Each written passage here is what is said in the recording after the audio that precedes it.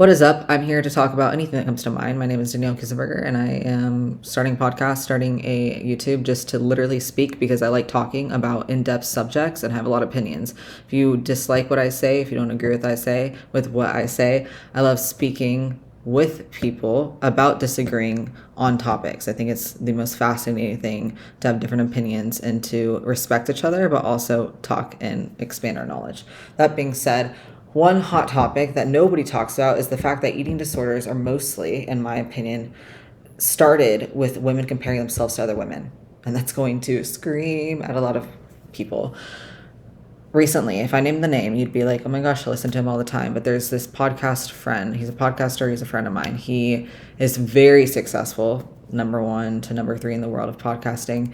And we sat down and we were just doing, actually, we didn't sit down, we were training, but I did sit down in our training session. He brought up the topic of eating disorders because I went into the fitness industry with one. I was anorexic for 3 years of my life. 15 is when it kind of started. And mine, I thought, started because of depression, being in high school, being lonely, being someone who didn't really know anything about emotions, how to handle them within depression, right? So my coping mechanism was food, and then I went into how can I get as lean as possible and small as possible to feel good in my skin. Except the only reason I learned how to have an eating disorder was through social media and following other women who were super lean.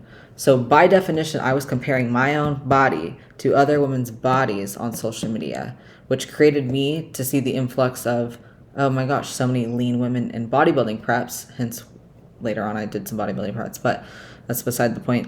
Super lean women doing bodybuilding preps. I wanted to be as lean as them. They looked better than me. So I started dieting like I was in prep, meaning I just barely ate. Toxic. That being said, going back to the same topic that I started on, women usually start eating disorders not just because we have a mental health issue or we're sad or we're depressed, but more so because we're comparing our bodies to someone else on Instagram, social media, or another person or another woman in person. Eating disorders a lot of the times are created through comparison. And think about it this way. If you're in a room of 10 women, if you're a woman listening to this might trigger you, but let's talk about it. If you're in a room with 10 women and you all 10 of you like the same man, you cannot tell me that you're not going to compare yourself in a little bit of capacity. And it's not a knock on you or who you are, your authority, your confidence. You could be the most confident person in the world. Naturally, you're going to compare. You know why? Because we are rooted to be competitive in jobs, in anything. We grow up being competitive. We grow up earning trophies. So by definition, it's in our nature to be competitive. On the male side of things, think about hunting. Like way back when they had to hunt for their food, they were competitive for food. Bring that over. Of course, we're not men, but same concept. We were taught through our childhood how to earn love, how to earn status, how to earn feeling good enough, how to earn a trophy, how to earn being on the team, how to earn good grades. And I'm not saying that's a knock. I think that's a whole different topic, which I'll get into in another podcast episode. Earning is a great tool, but it's also taught us to compare. And social media has taught us to compare. That being said, it's easy for us to compare our bodies more than anything because the physical is what we first see.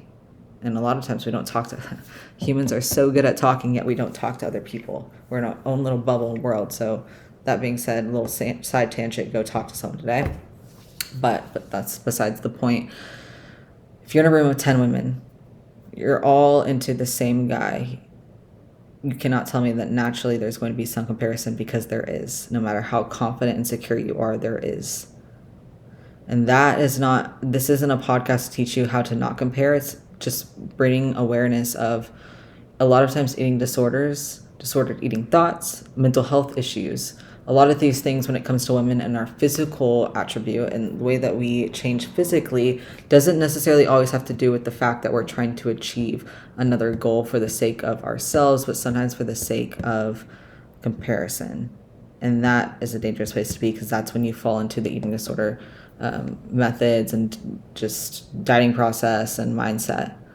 If you're someone who has a healthy lifestyle, who's getting fit, getting lean, doing the thing, and you have healthy approaches, this probably isn't you. You're probably not someone who compares yourself, and even if they look better than you, you talk down about yourself. You're on your own journey, you're in your own lane, and you're empowered by it.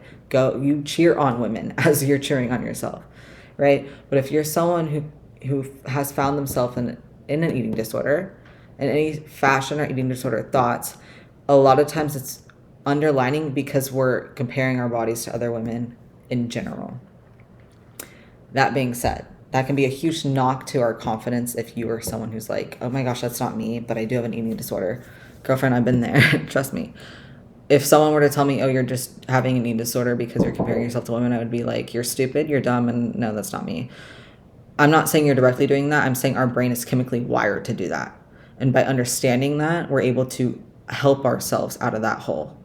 Recognizing, okay, if that is true or isn't true, why do I have the development of an eating disorder? And why do I have these disordered eating thoughts?